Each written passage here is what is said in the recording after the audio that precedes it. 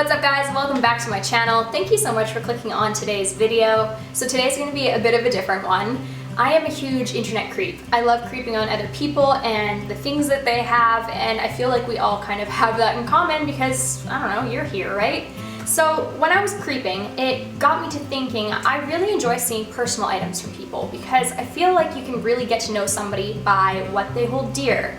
So I thought that I would share with you guys some of my most precious items and why they're precious to me. So let's jump in. Starting off with my original comfort toy. I've had her since I was maybe 6 years old.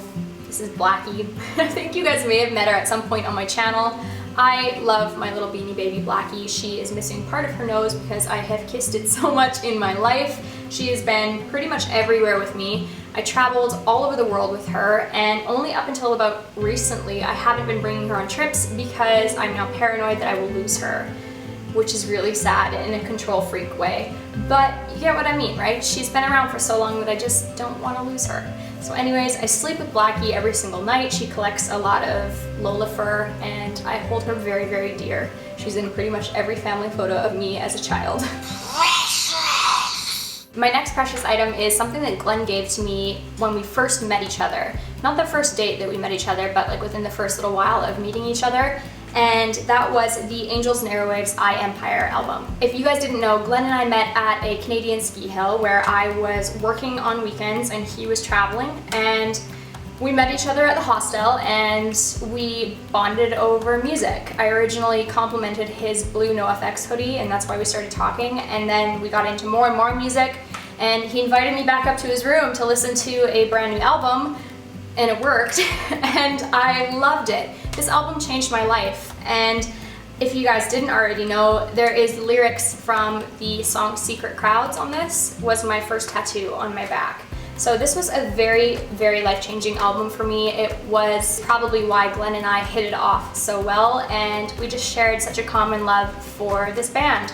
So he gifted me the album, and if you can kind of see on the bottom here, it says Glenn Winter 2008, because that was when I got it, and I honestly thought that I would never see him again. I thought that he was going to be someone that I just met at a ski hill and would be a story 20 years later when I had kids, telling them I met this guy at a ski hill once. So I wrote his name on it thinking like, wow, I'm never gonna remember this when I'm old and gray, and turns out he's the one night stand that never left me. So this has a very special place in my heart, and I actually put the sticker from when I first ever was able to vote on this, so I mean, double the special for me. Lots of memories with this. Next up is a makeup book that kind of changed the course of how I viewed makeup, and that is the Ray Morris Beautiful Eyes book. So I picked this up when I was maybe 18 years old in a Urban Outfitters. It was just one of those books that they randomly had at Urban, and I knew nothing about makeup at that point. I enjoyed putting it on, but I didn't really know much about it, or I didn't really feel empowered that I could really express myself through makeup, and this book changed that for me.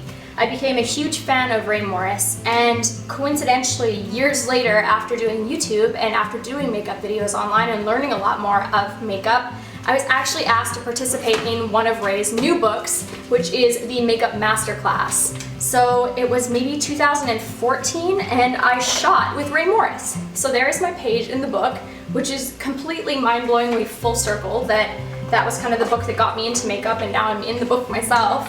But there's my page. I was super proud to do it, and yeah, it just makes my heart flutter. I can't believe how full circle that was. It is like on and off sunny cloudy, so my exposure is not really doing me favors today. Hopefully it's not too distracting for you guys.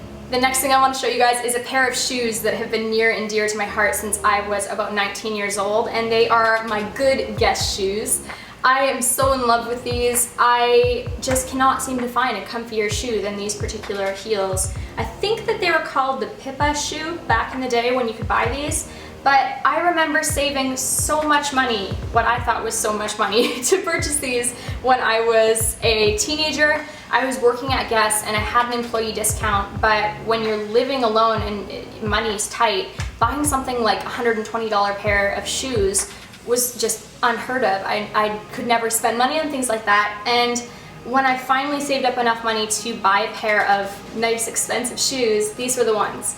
And I just can't even bear to throw them out now. There's so many scuffs and like dings on the back of them. They're very, very well loved and very well worn.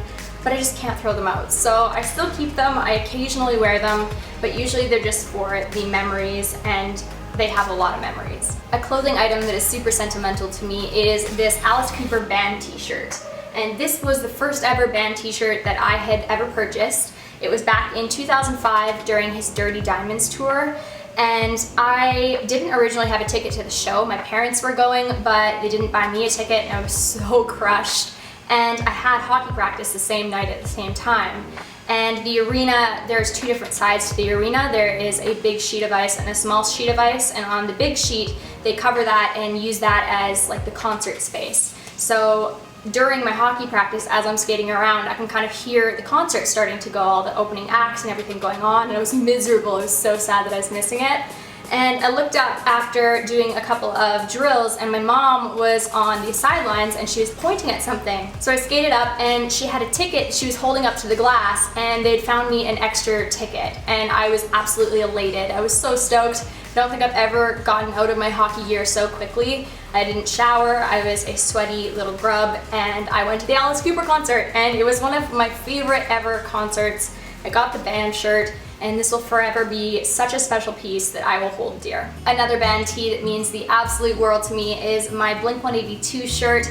This I got the summer of 2009. I had just graduated high school and I was living on my own. This is when I was working at Guess, by the way. I was making like no money, like I said, and I could not afford to go to this concert, but I got a credit card and I put it on the credit card and I got a ticket. And then I ate canned soup for 2 weeks to afford that ticket instead of buying groceries. And I went to the concert and it was absolutely phenomenal. We had nosebleed seats up in the back of the back of the back, and I just couldn't believe that I got to see Mark, Tom, and Travis. It meant so much to me. Little did I know, like 6 or 7 years later, I would meet all of them and go backstage and have the VIP experience, but this was the start of something really big for me, and I love them so much, and it meant so much to be able to go to that concert. So lots of good memories with this shirt. Next up is one of the first cat cups that I had ever collected. If you don't know, I collect cat cups. This is my Cup of Kitty cat cup. It makes me so happy. It is my Cup of Kitty to the rescue. Pretty sure I only bought it at like Target or Kmart or something, but I absolutely adore it. And if you don't know, I collect cat cups. I collect cat teacups of all shapes, sizes, and forms. I have to mention my first ever designer piece, and that was my Louis Vuitton Neverfull bag. I was so proud when I first got this. I just wore it around like pretty much bag on the front, like, hi, this is my Louis. It was kind of embarrassing. But I love this so very much. The bag itself is not looking too great anymore. The vachetta leather has completely oxidized and there's rain spots on it.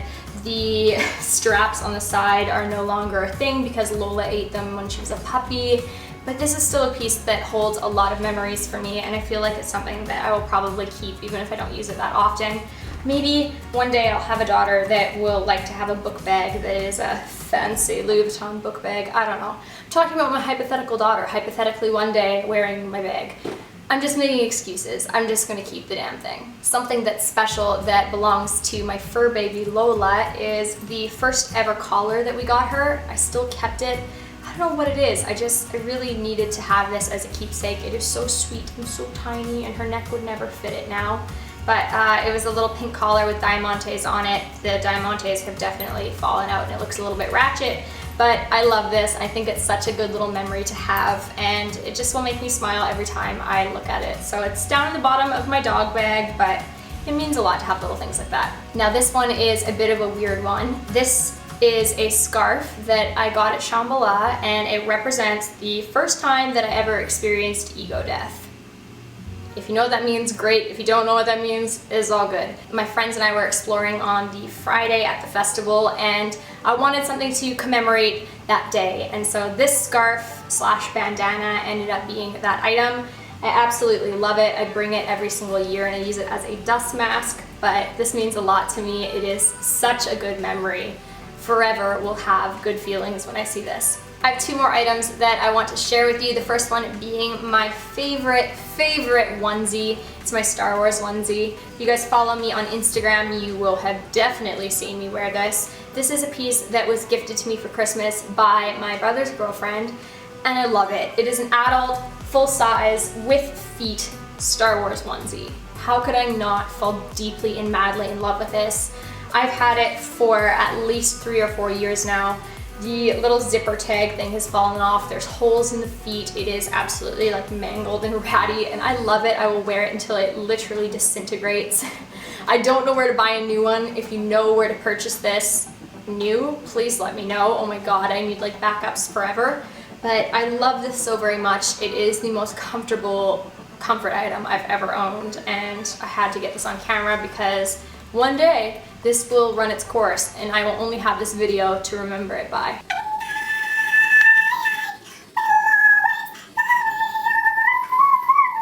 The last item I want to share with you guys is something that is kind of precious to Glenn and I.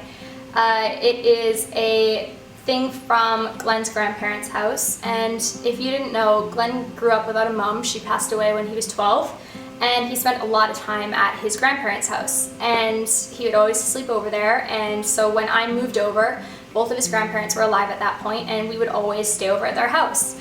And at their house, in this little tiny single bed, we would squish in, and they always had this set of sheets on that single bed. And so after his grandparents passed away, we wanted a piece of something of theirs to remember them by, and I suggested, why don't we take the bed sheets? And so we did. And so these are our special bed sheets that Glenn's grandma had on their bed every single time that we stayed there, and it is such a great memory for us to have. These are such sturdy, well-made bed sheets. I'm pretty sure they're from the 50s or 60s, and they just won't quit. So I love these to bits. They will be a very special part of our household for a long time to come. They make me think of very special memories that we have with his family, and I'm really glad that we have them. So that's everything. These are all of my material goods that I think are very precious to me. I hope you guys enjoyed today's video, and don't forget to leave a comment. I would love to know if you guys have anything in your life that is really, really special to you and that you'll hold on to forever. I would love to read through that, so please leave that below in the comments. I will see you guys in Monday's video very soon. Bye!